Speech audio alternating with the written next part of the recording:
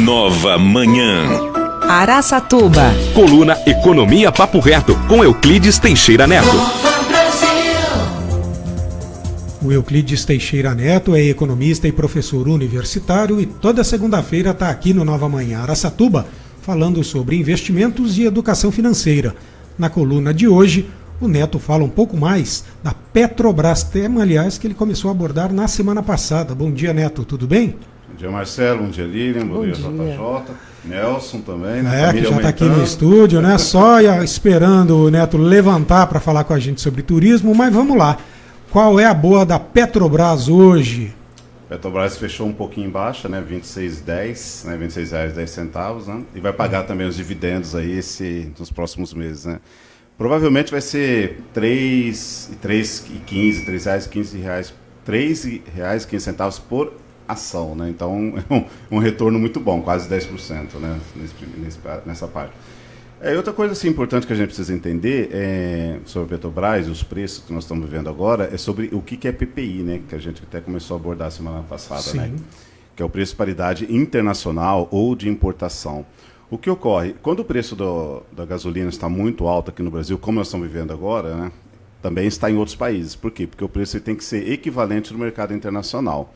Mesmo o Brasil produzindo uma quantidade muito boa de combustível, no caso a gasolina, e sendo até refinado aqui, e uma outra parte que não é refinado, o Brasil exporta, que é em óleo cru, né?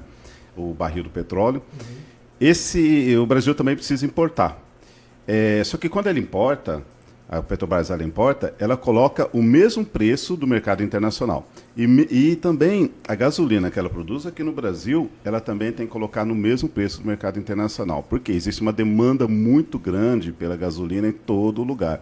Se ela pode vender num outro lugar por um preço muito alto, por que não vender por esse mesmo preço alto aqui no Brasil? Porque qual é o objetivo dela? É lucro. Tem milhares de acionistas, não só brasileiros, como também acionistas europeus em várias outras partes do mundo, e todos eles querem o lucro.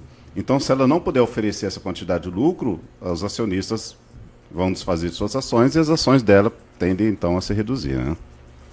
Olha, hoje vai ter, né, a indicação de um novo presidente.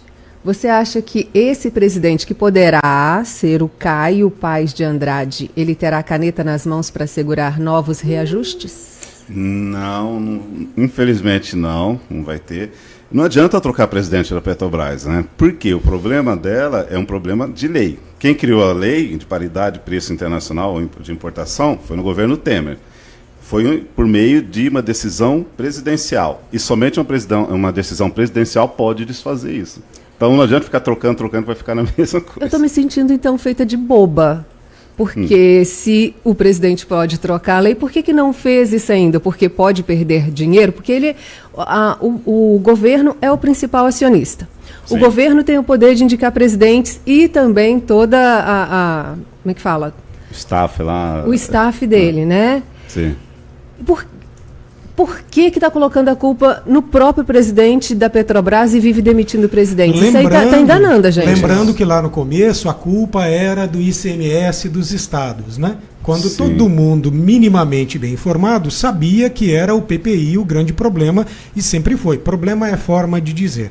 Como a lei diz que é assim, é isso que deve ser feito. Mas lá no começo, o governo federal teimava em dizer que a culpa era do ICMS, para agora tentar promover, inclusive, CPI da Petrobras. Sendo que ele indica o presidente da Petrobras. Pois é, né? Exato.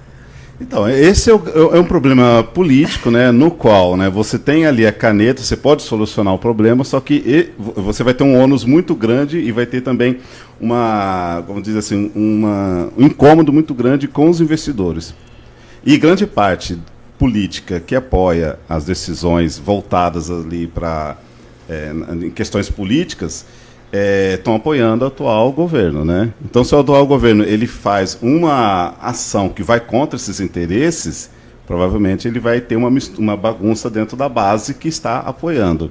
Então, não adianta trocar presidente ali, sendo que a estrutura continua mesmo. E vai continuar, e vai trocar, e esse ano vai trocar várias vezes, porque o resultado não vai surtir. O mercado quer lucro, o mercado quer lucro. Só que você tem ali formas de resolver esse problema. Só que se você resolver esse problema, você vai arranjar confusão com outro grupo. E esse outro grupo, claro, ele é muito mais forte do que os grupos ali que, vamos dizer assim, os grupos que estão mais na base, que é quem realmente detém o dinheiro, que detém o poder. Não são grupos brasileiros apenas, são grupos internacionais.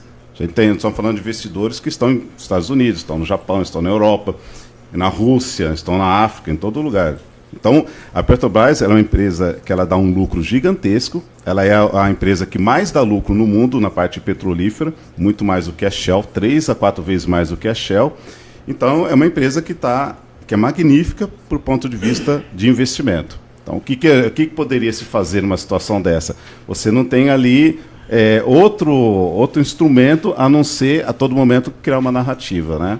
Então, a narrativa é CPI da Petrobras, a narrativa é ICMS, a narrativa é trocar de presidente, e a próxima narrativa a gente vai ter surpresas aí para poder solucionar os problemas. Mas não vai ser dessa forma que vai cair o preço do combustível. E detalhe, já saiu notícia que os petroleiros estão contra também a nova indicação. Então, se os petroleiros estão, vem greve por aí, e aí... E é verdade, Neto, que o preço da gasolina e do petróleo, de forma geral no Brasil, continua abaixo do ideal do mercado? Ou seja, pode subir mais um pouquinho? Não, o preço está defasado ainda. Tá? Né? Está defasado, porque lá fora o preço está sendo comercializado mais alto. Nos Estados Unidos, a média ali é mais alta. Se for comparar com o preço, eu digo assim, paridade de compra. Não é a gente, como diz, usar a cotação norte-americana para a cotação brasileira, do real com o dólar, e falar, o preço deles está mais caro. É paridade de poder de compra. Deles lá, claro, é muito mais alta que a nossa, mas o preço nosso está represado, realmente está represado. Tenderia a ser mais ainda, pelo menos uns 15% a 20% do preço que nós estamos pagando agora para equiparar com o mercado internacional, né? Então, nosso preço realmente está defasado, né? Que beleza! Vai, Lilian Flores, não comprou ainda motoquinha elétrica, patinete? Ah lá, tem que comprar, né?